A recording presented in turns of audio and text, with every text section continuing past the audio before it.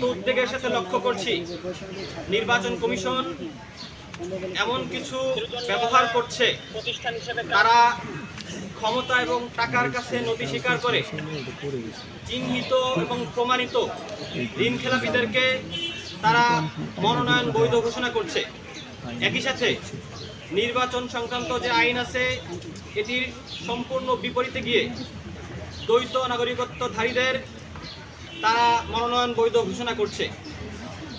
এই অন্যায্য এবং অন্যায়ের বিরুদ্ধে বৈষম্য বিরোধী ছাত্র আন্দোলন মনে করেছে তারা যদি এই মুহূর্তে চুপ থাকে তাহলে এই অন্যায়কে সহযোগিতা করা হবে। এই প্রেক্ষিতে আজকে আমরা সংবাদ সম্মেলন ডেকেছি। আমাদের নির্বাচন কমিশনের এই দ্বৈত নাগরিকত্বধারী এবং ঋণ খেলাপিদের মনোনয়ন বৈধ ঘোষণা সংক্রান্ত বিষয়ে এই মুহূর্তে কথা বলবেন বৈষম্য বিরোধী ছাত্র আন্দোলনের মুখপাত্র সিনথিয়া জাহিন আয়েশা।